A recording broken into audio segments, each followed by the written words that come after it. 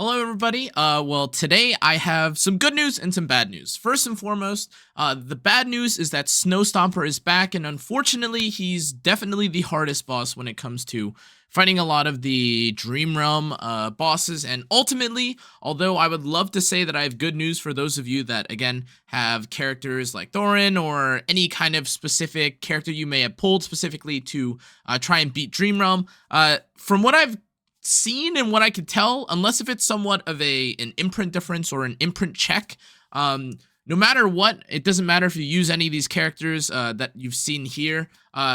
Basically, all of your characters are in danger 24/7. And the reason why I specify any composition being kind of at risk here is because ultimately, with the way that the boss works right now, he has a couple of obvious AoE attacks that are kind of common amongst any kind of content when it comes to the Stomper or just the Dream Realm bosses in general. Their mechanics are not that difficult. Some characters will push away, or some bosses rather will push you away, whereas some bosses will specifically freeze you or disable you, silence you, whatever it is. Stomper is the worst of all of the bosses, specifically because he freezes you, or he freezes one specific ally on your team, and if that just so happens to be one of your major DPSs or Ccia, you will be forced to have all of your allies try to freeze or unfreeze the character by hitting them, and depending on if your allies have high attack rates or anything like this, you may be able to break them out of the ice a little bit quicker,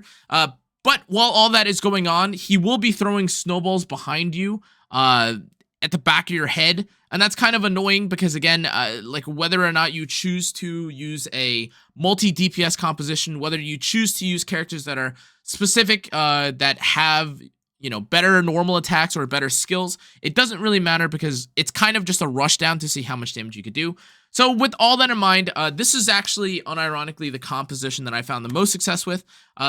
I have tried using Coco and things of that nature, but tanking out a composition like this doesn't make that much sense because if you're unable to free the person that's frozen in the snow, they either take lethal. I've never really, you know, obviously you can't control your character, so I don't know exactly if the first freeze will make it so that you die, but after the second or third freeze, if you aren't able to break the ally out of the snow, they just disappear with a weird like T-pose texture, which is kind of funny. But in any case, I'm going to show you how to beat this boss and kind of the mechanics of the boss or the way that you should position some of your characters. Now, again, in terms of positioning, and maybe I'll make a guide later if you guys need it in terms of how you should position your characters, you can kind of see that what I have here is my Rowan, who, if you don't have him, you could, of course, substitute him for another healer or maybe another aggressive healing option. Characters that fall under this category include characters like Smokey, maybe even a Huon.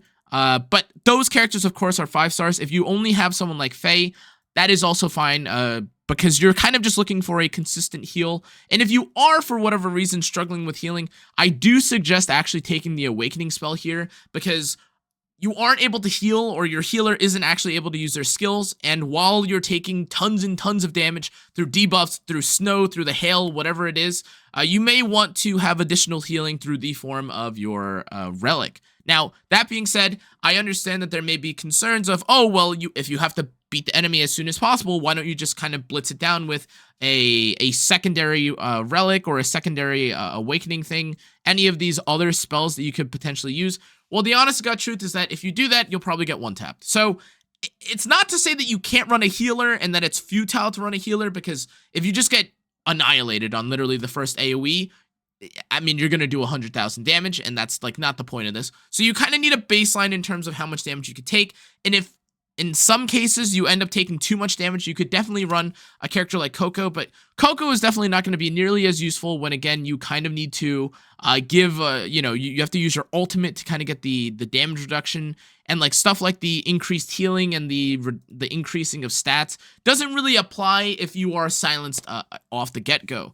Now, again, you don't have to directly copy the composition that I have. In this case, I found that, unironically, just using my highest imprint characters that I can also make use of through the faction bonus is what led me to have the most success. But enough yapping, and again, I have something else that I want to talk about that is really good news for those of you that are struggling with this content. But let's just get into the run. And as you can see, so we start things off, Thorin gets a bit of aggro. My Rowan is specifically behind him just so he can throw the little potions and give him a little bit of healing or whatever bonuses, whether that's mitigation, defenses, etc. But you see immediately, right? My Vala here is just frozen. Everyone has to run back, and now they're kind of annoyed. Temesia arguably is one of the better characters for this fight because of the RNG check that you just saw there, which is that rather than hitting my characters from the front, Temesia actually took aggro on the boss, and he ended up flying or throwing all like the breath on the back line or towards her behind the boss. But okay, as you can see there, it ended up not mattering. And again, if Temesia doesn't end up breaking out of breaking the character out, you just saw there, my Vala is now gone. And unfortunately, although I do have a max, I believe, oh wait, actually this is my highest max. Originally I thought I was at the 3 mil rate, but now actually this is my highest rate to get over 22 or rank 22 in terms of my placement on the ladder. But you can kind of see why you need a little bit of RNG. You do need, oh, well, that puts me at 20. This boss kind of stinks. But in terms of actual value, it doesn't feel that good no matter what you're going to pick in terms of this, the characters that you run. I have heard a lot of success from people that have been using Marley or if they've been using Dianel, but this character is, it's a celestial.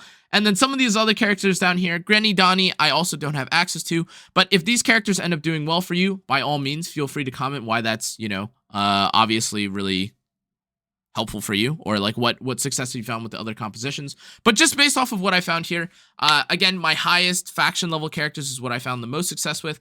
I have, again, tried doing compositions that involve Odie, and for me, my Odie was not tanky enough to survive through more than one hit.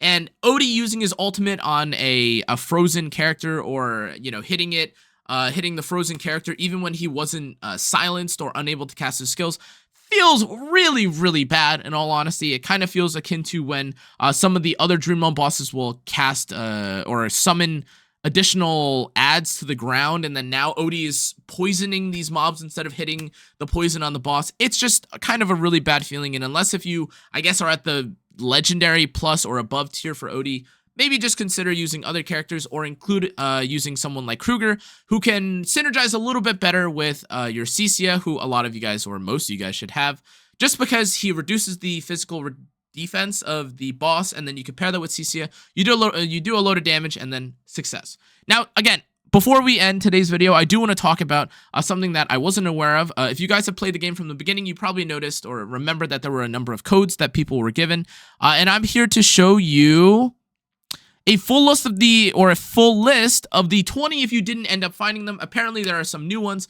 Again, to read it down, there's Creator, PAX 2024, Art, TT, 88, CMK, Nagla, all these different other ones. I'll include this down in the comment section below. Again, this is kind of just supposed to be my daily upload, I guess, for those of you that are curious about the Dream Realm, if things have changed, if there's any new discoveries that I've made, and any new better ways to beat the bosses. The meta, or the strategies that come from beating the Dream Realm bosses kind of change as I get more characters, or as new things are discovered, or as new breakpoints, checkpoints in my gear, and etc. are discovered. But keep that in mind, that these gems, or these codes, will give you gems and gold that you can then use to either pull or, refresh with your AFKs. Whichever it is, if you want to use it on pulls, your AFKs, anything in between, feel free to make use of these codes. But that's going to be it for this video, guys. I hope you enjoyed. Thank you so much for everyone that has been supporting and loving the content. If you guys want to see more content from, again, AFK Journey, make sure to like, comment, turn the notification bell, and subscribe.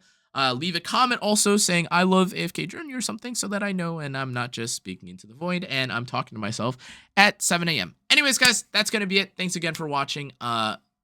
See you next time. Good night.